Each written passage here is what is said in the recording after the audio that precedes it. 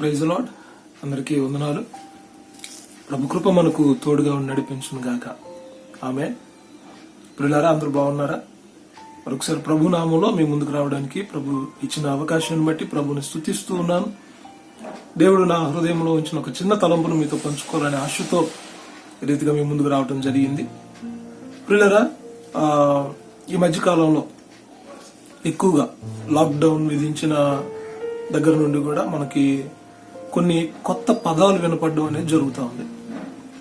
ప్రాముఖ్యంగా వాటిల్లో quarantine, incubation period, ఇలాగా కొన్ని కొత్త పదాలు మనం వినడం అనేది జరుగుతుంది. సో కొత్త పదాల గురించి ఆలోచన చేస్తూ ఉన్నప్పుడు నా హృదయంలో ఒక తలంపు కలిగింది. దాన్నే మీతో పంచుకుంటాను. కొత్త పదాల్లోని ఒక పదం ఇంక్యుబేషన్. సాధారణంగా ఇంక్యుబేషన్ అనే ఈ పదానికి భావం ఏంటంటే బలపడే, పొదిగే సమయం అని దాని డిక్షనరీ మీనింగ్ అన్నమాట. పొదిగే సమయం, బలపడే సమయం. ఉదాహరణకి మనం ఇప్పుడున్న పరిస్థితుల్లో వైరస్ వ్యాప్తి చెందుతూ ఉన్న సమయాల్లో ఈ వైరస్ గొంతులో మరి దాదాపు ఒక 14 రోజులు అది దాని ఇంక్యుబేషన్ పీరియడ్ ని తీసుకొని బలపడి శరీరం మీద దాడి చేయడానికి అది సిద్ధపడుతుంది. దీన్ని బట్టి ఒక చిన్న విషయం మనం అర్థం చేసుకునేది ఏంటంటే, ముందున్న సమయం కోసం, ముందున్న పోరాటం కోసం సిద్ధపడుతున్న సమయం, లేదంటే బలపడుతున్న సమయమే ఇంక్యుబేషన్ పీరియడ్.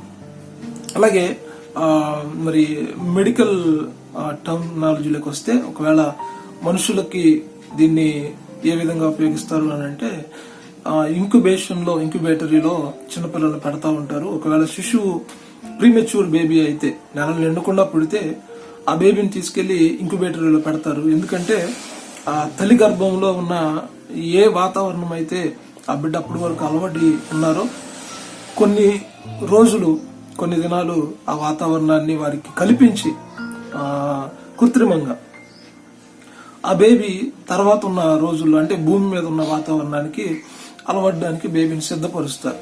సో ఈ ఇంక్యుబేషన్ పీరియడ్ అనేది ఒక ప్రత్యేకమైన సమయము అనేది కూడా మనం జ్ఞాపకం చేసుకోవాలి. బైబిల్ గ్రంథంలో హెబ్రీయులకు రాసిన పత్రిక 12వ అధ్యాయము 11వ వచనంలో, హెబ్రీయులకు రాసిన పత్రిక 12వ అధ్యాయము 11వ వచనంలో బైబిల్లో ఇలాగ రాయబడుతూ ఉంది. నేను మీకోసం ఆ మాటలు చదువుతున్నాను, చూడండి.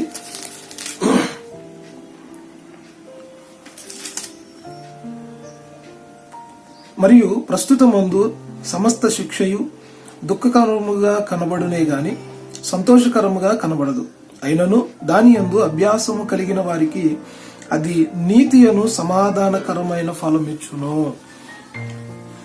ప్రస్తుతమందు సమస్త శిక్షయు దుఃఖకరముగా కనబడునే గాని, ప్రస్తుతం కనబడుతున్న పరిస్థితులన్నీ కూడా దుఃఖకరంగానే కనబడుతున్నాయి. ఎందుకంటే పనులు ఆగిపోయినాయి, రవాణా ఆగిపోయింది, మరి మెడికల్ ఓన్లీ ఈ వైరస్ కోసమే అది కూడా జరగడం మనం గమనిస్తున్నాం. సో అన్ని స్తంభించిపోయాయి. వాస్తవానికి ఇంకా మనం గమనిస్తే ఆర్థిక వ్యవస్థ కూడా చాలా దయనీయమైన పరిస్థితులకు దిగజారిపోతుంది. అన్ని కూడా మరి స్తంభించిపోయినట్లుగా మనం గమనిస్తా ఉన్నాం. సమస్త శిక్ష దుఃఖకరంగా, ఒకవేళ ఇది మానవాళి యొక్క పాపానికి శిక్షగా మనం పరిగణలోకి తీసుకుంటే దుఃఖకరంగా, లేదంటే మరి పరిస్థితుల ప్రభావము, మరి కాలపు మార్పులు, మరి ఇతరితర కారణాలు, దేశాల మీద దేశాలకున్న భేదాలు, మరి అనేక రకాలైన వార్తలు కూడా మనం వింటున్నాం. సో ఏ కారణం చేత దీన్ని తీసుకున్నా ఈ పరిస్థితులు మనకు దుఃఖకరంగానే ఉన్నాయి. ఈ దుఃఖకరమైన పరిస్థితులు కనబడగానే సంతోషకరంగా కనబడదు. ఇది మనకు సంతోషాన్ని అనిపించట్లేదు. లాక్డౌన్ ఫస్ట్ లో, స్టార్టింగ్ లో జనతా కర్ఫ్యూ అని విధించినప్పుడు ఒక్కరోజు సెలవు మరి చాలా సంతోషం అనిపించింది. కానీ రోజులు గడుస్తూ ఉన్నప్పుడు, కర్ఫ్యూ దాదాపుగా 4 రోజుల వరకు పొడిగించబడుతూ ఉన్నప్పుడు ఇది అంత సంతోషకరంగా ఏమీ అనిపించట్లేదు, దుఃఖకరంగానే అనిపిస్తుంది. అయితే అయినను దాని యందు అభ్యాసము కలిగిన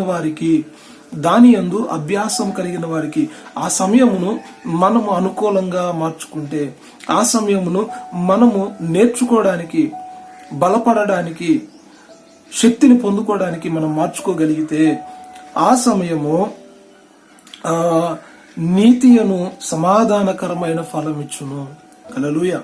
సో దాని ద్వారా వచ్చే ఫలితం చాలా ఆశీర్వాదకరంగా ఉంటుంది అనేది గ్రంథంలో మనం చదువుకుంటున్న మాట ప్రియులారా. సో ఈ ఇంక్యుబేషన్ పీరియడ్ ఇది దేవుని పిల్లలమైన మనకు కూడా ఈ లాక్డౌనే మనకు ఇంక్యుబేషన్ పీరియడ్ లాంటిది. ఈ లాక్డౌనే మనకు ఇంక్యుబేషన్ పీరియడ్ లాంటిది. ఈ సమయాన్ని మనము గనక మరి దీవెనకరంగా మార్చుకోగలిగితే, అభ్యాసము చేయగలిగితే, దేవుని పాదాల దగ్గర గడపగలిగితే, ఈ ఇంక్యుబేషన్ పీరియడ్ రానున్న కాలం కోసం మనలను బలపరుస్తుంది. దేవునికి స్తోత్రం. ప్రియులారా, బైబిల్ గ్రంథంలో కొన్ని ఉదాహరణలు నా హృదయానికి తట్టిన ఉదాహరణలు నేను మీకు జ్ఞాపకం చేస్తాను.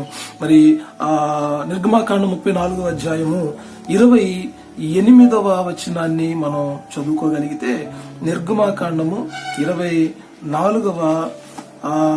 34వ అధ్యాయము 28వ వచనం. 34:28 చూడండి. అక్కడ దేవుని వాక్యం ఏమని రాయబడుతుంది మనం గమనిస్తే, అతడు 40 రేయింబగళ్ళు యెహోవాతో కూడా అక్కడ నుండెను. అతడు భోజనం చేయలేదు, నీళ్లు త్రాగలేదు. అంతలో ఆయన నిబంధన వాక్యములను అనగా 10 ఆజ్ఞలను ఆ పలకల మీద వ్రాసెను. మోషే సీనాయి కొండ దిగుచుండగా శాసనములు గల 2 పలకలు మోషే చేతిలో ఉండెను. అతడు ఆ కొండ దిగుచు ఉండగా ఆయన అతనితో మాట్లాడుచున్నప్పుడు తన ముఖ చర్మం ప్రకాశించిన సంగతి మోషేకు తెలిసి ఉండలేదు. ప్రియులారా, మరి మోషే మహాభక్తుడు కూడా ఒక ఇంక్యుబేషన్ పీరియడ్ లాంటి సమయం గుండా వెళ్ళాడు. ఆ రోజు మనం వాక్య భాగంలో మనం గమనించగలిగినట్లయితే, దేవుడు మోషేని పర్వతం మీదకి పిలిచినప్పుడు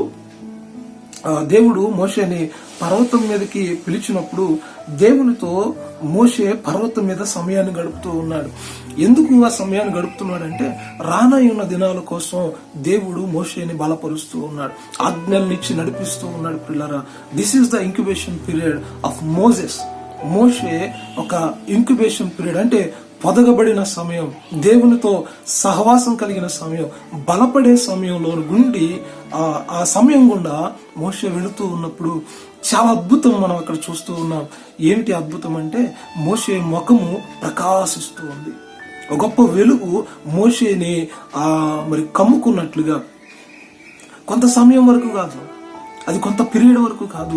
మోషే పర్వతం దిగి కిందకు వచ్చినప్పుడు ప్రజలు మోషే ముఖంలో కూడా వెలుగును చూడగలిగారు.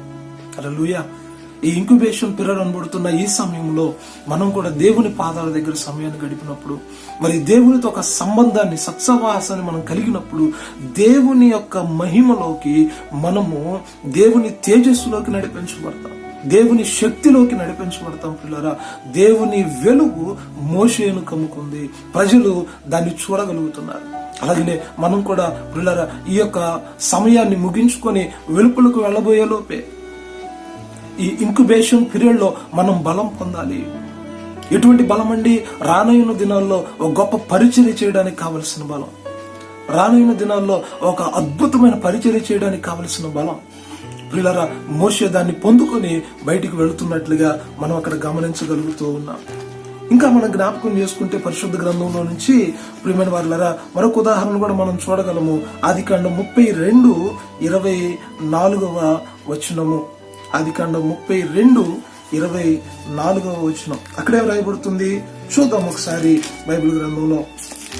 32:24 వచనము. ఒక నరుడు తెల్లవారు వరకు అతనితో పెనుగులాడెను. తాను అతని గెలవకుండా చూచి తొడగూటి మీద అతన్ని కొట్టెను. అప్పుడు అతడు ఆయనతో పెనుగులాడుట వలన యాకోబు తొడగూడు వసిలెను. ప్రియులారా, ఈ సందర్భం యాకోబుని గురించినది మనందరికీ తెలిసిందే. ఒక విశ్వాసి యొక్క పెనుగులాట. మొదట మనం చూస్తున్నాం ఒక దైవజనుని పెనుగులాట, ఒక దైవజనుని ఇంక్యుబేషన్ పీరియడ్, పొదిగే సమయం, బలపడే సమయం, శక్తిని పొందుకునే సమయం. ఇది ఒక విశ్వాసికి సాదృశ్యంగా మనకు కనబడుతూ ఉంది. గమనిస్తాం ప్రియులారా, దేవునితో పెనుగులాడుతూ ఇంక్యుబేషన్ పీరియడ్ అనేది అన్ని రకాలైన క్రిములకు ఒకే రకంగా ఉండదు. కొన్నిటికి 2 రోజులు ఉండొచ్చు, కొన్నిటికి 4 రోజులు ఉండొచ్చు, కొన్నిటికి 10 రోజులు, 15 రోజులు, మరి 40-50 దినాలు కూడా మరి కొన్నిటికి ఉంటుంది.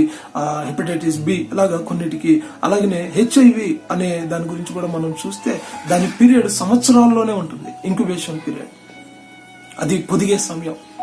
ఆ బ్యాక్టీరియా, ఆ క్రిములు బలం పొందుకొని అవి దాడి చేయడానికి సిద్ధపడుతూ ఉంటాయి.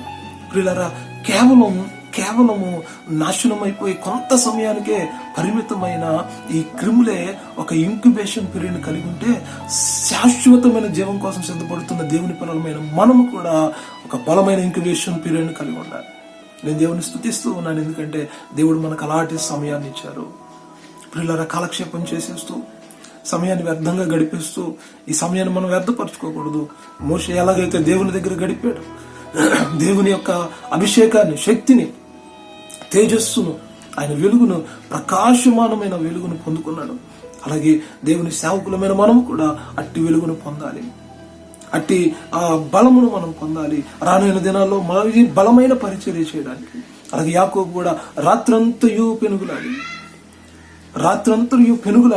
అతను ఒక ఆశీర్వాదాన్ని పొందుతున్నట్లుగా మనం గమనిస్తూ ఉన్నాం. ప్రియులారా, యాకోబు ఆశీర్వాదాన్ని పొందుతున్నాడు, ఒక నూతన జీవితాన్ని పొందుతున్నాడు, శత్రు భయం నుంచి విడుదల పొందుకుంటున్నాడు. రానయ్యున్న దినాల్లో తన ప్రయాణము సుగమముగా సాగడానికి, ఒక నిర్దిష్టమైన బలమైన ప్రయాణం చేయడానికి యాకోబు అక్కడ బలం పొందుకున్నట్లుగా గమనిస్తున్నాం. That is the period of Jacob. యాకోబు యొక్క ఇంక్యుబేషన్ పీరియడ్ అది. మూడవదిగా మనం గమనించగలిగినట్లయితే అపోస్తుల కార్యాలు 1వ అధ్యాయము 4వ వచనంలో మనం గమనిస్తాము. అపోస్తుల కార్యాలు 1వ అధ్యాయము 4వ వచనంలో మనం గమనిస్తే, అయినను ఆయన వారిని కలుసుకొని ఇలాగ ఆజ్ఞాపించారు, మీరు యెరూషలేము నుండి వెళ్ళక నా వలన వినిన తండ్రి యొక్క వాగ్దానం